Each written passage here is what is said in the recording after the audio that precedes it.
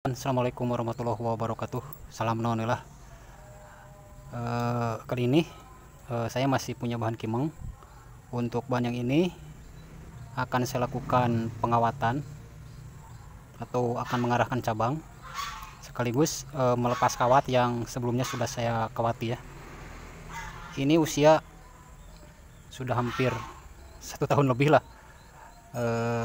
Saya tanam di pot seperti ini. Oke, untuk mempersingkat waktu langsung saja saya lakukan pengawatan atau pengarahan cabang. Oke, pertama saya lepas kawat yang sudah saya kawati sebelumnya. Ini pengawatan ini kurang lebih 1 bulan. Jadi kalau kondisinya subur, kawat ini cepat sekali tertimbun kambium. Jadi harus secepatnya saya lepas supaya bekas lukanya tidak terlalu dalam. Ini sudah masuk ke tahap anak cabang, bagian bawah sudah masuk ke tahap anak cabang.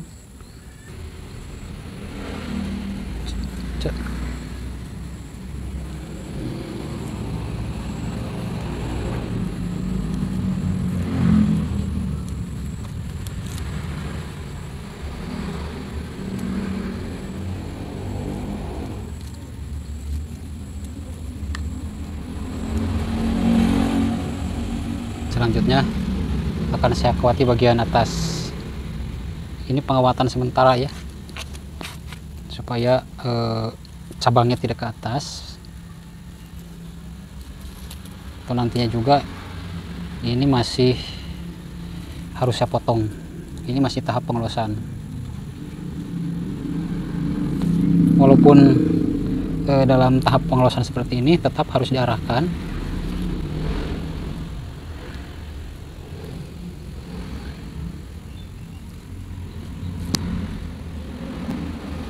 Dan perlu saya tegaskan dulu dalam video ini, sama sekali saya tidak ada maksud menggurui ya.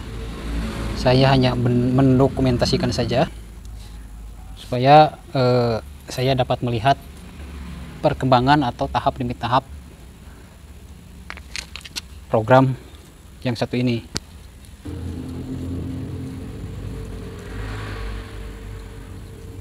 Ada juga yang teman-teman kalau melakukan pengawatan seperti ini, ada yang di pruning dulu, ada yang enggak. Nah, saya pribadi tidak membuang daun dulu atau tidak di pruning dulu, saya langsung kawati saja, tidak masalah.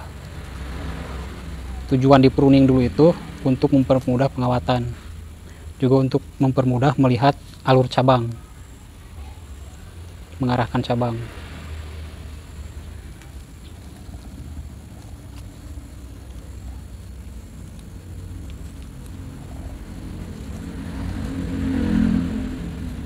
Apa-apa dikawati saja sampai pangkal sampai ujung, walaupun nantinya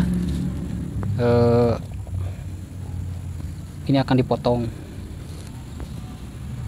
Kalau bagian atas ke depan juga nggak apa-apa, kecuali kalau di bagian bawah itu tidak boleh ada yang ke depan, karena akan menghalangi gerak dasar atau tampak depannya akan terhalangi. Kalau di bagian atas itu tidak masalah. Di sini ada apa namanya, ada tunas yang sejajar numpuk di sini. Ini harus dibuang supaya tidak terjadi pembengkakan.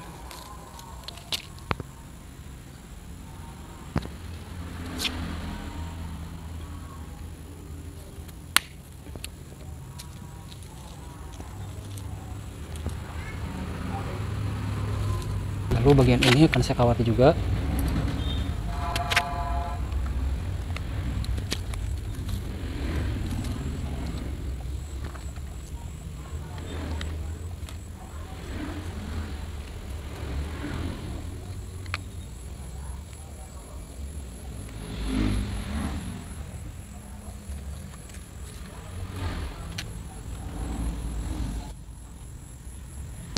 Nah, untuk tunas-tunas yang numpuk seperti ini sebaiknya harus dibuang supaya tidak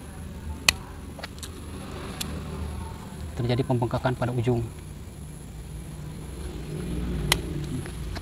Cukup sisakan 2 seperti ini, nanti akan saya los setelah besar, ini akan saya potong di sini. Selanjutnya akan menuju ranting.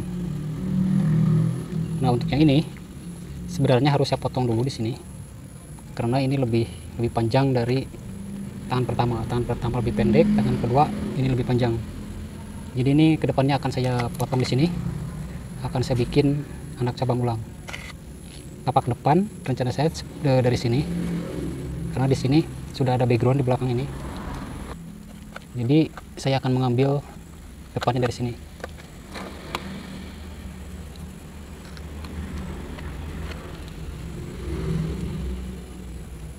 Untuk akar masih saya proses, masih saya timbun. Nanti ke depan akan saya cek perakarannya.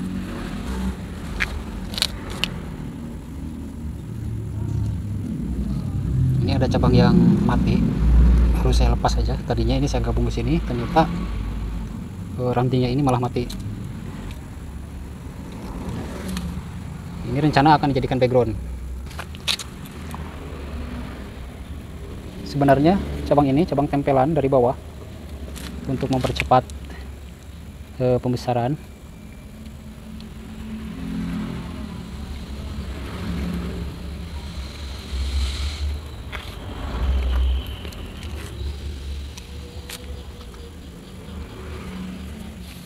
Nah, ranting-ranting yang liar sebaiknya dibuang. Kalau kurang pas posisinya sebaiknya dibuang saja, karena akan menghambat pembesaran. Karena ranting-ranting yang kecil itu pertumbuhannya lebih dominan, akan menyusul ke cabang-cabang utama.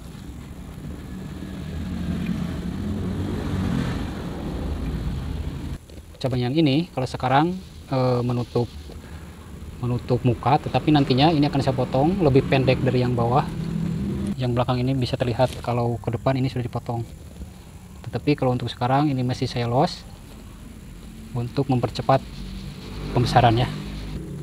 Rencana ini akan saya bikin paling mentok, ini akan saya bikin small. Kalau masuk di the max akan saya bikin the max, tetapi kalau tidak memungkinkan ini akan saya bikin ukuran small.